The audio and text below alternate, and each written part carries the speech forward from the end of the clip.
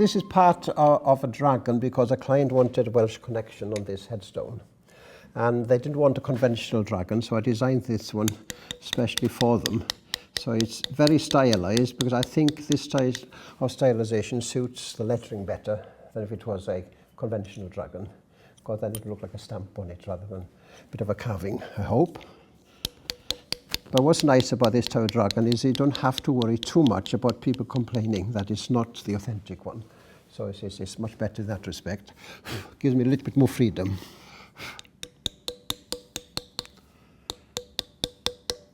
Now, you might be wondering, as I mentioned earlier, why this is not a conventional dragon. And as I said earlier, I think this type of thing reflects the qualities of the lettering a bit better. But the reason I haven't done it the typical Welsh dragon is because I hope the purists in Wales won't disown me for saying this thing. But, you know, I think Wales do even better in rugby than they are doing, although they're doing very well at present, but they would even do better still if the Welsh dragon or the Welsh flag was a little more vicious. It's like a pussycat, had no teeth at all, and the purpose of the dragon is to defend our nation. And who's going to be frightened of our dragon on the Welsh flag? It has no strength in it, it has no viciousness. So I'm trying to get a bit of viciousness into it because I want this dragon to defend the country, not to be there like somebody to stroke. Otherwise I might have put a cat in there. So I don't know what the purists would think of that. Oh, but the Welsh flag, the Welsh dragon is a beautiful thing, but it needs more punch.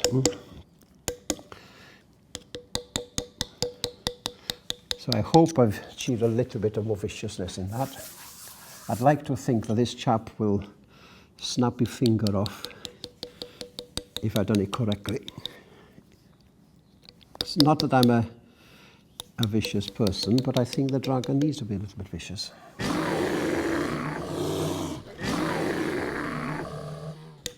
Lots of people ask me, you know, how I go about getting the design onto the slate and what are the various processes in the design. I really don't know what I'm doing at the very beginning because I don't know what the problems are. I'm not quite sure what the needs are. But once I get all that in my head, then all the work starts with scribbles on paper, always has been. You can't beat pencil and paper to get the initial designs going. And I will do hundreds. And I literally mean it. This design there, for example, I don't know how many designs are made of it, but dozens and dozens definitely. And because you're not sure which way to go, shall I bend this way, shall I bend it that way? And the best way of doing is to do it, to find out. And if it doesn't work, do another one. And have the patience and the sticking power to stick with it until something begins to work. Now, when it gets to that scale, depending on the kind of work it is and the purpose of it, I might scan it into my computer sometimes. Because a computer, I don't think, distracts from the craft work at all if you're in control of it. And the computer then can make things heavier, thinner, sharper. And it can save the client a lot of money because I can get so many alternatives very, very, very quickly. But once I've decided which is the right one, then I make the final drawing by hand. So it starts by hand and it finishes by hand. But often the computer will do the variations in between.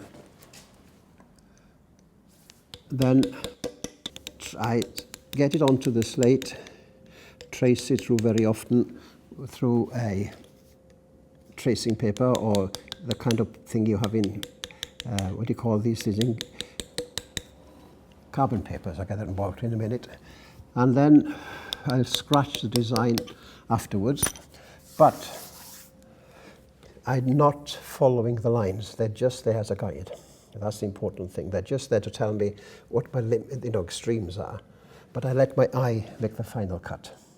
So if I'm cutting this now and I don't like what's happening, I'll change it. So it's being drawn by the eye at the very last minute. Or if my wrist tells me, no, I can't do that, I will respect it and modify things. So you're involved, in other words, right to the very last second. So the design is not finished until the last tap has been made. And then you see I go back quite a lot. The trouble is you can get in there and get carried away. and it looks very nice to you. Then you step back and say, oh my God, it's too thin, it's too heavy. So I have to see it in relationship to the whole. And this is another thing I always say to students. I don't like it. I tell them, get your bums off that chair. I think it's so important. They sit in front of their damn computers. They visualize things from the few inches between where they're sitting on the screen or the drawing if it's on a piece of paper. And they don't see the whole. And I'm a firm believer they have to get off their chairs and view it from a sensible viewing distance that the public might see it. Otherwise, it doesn't work.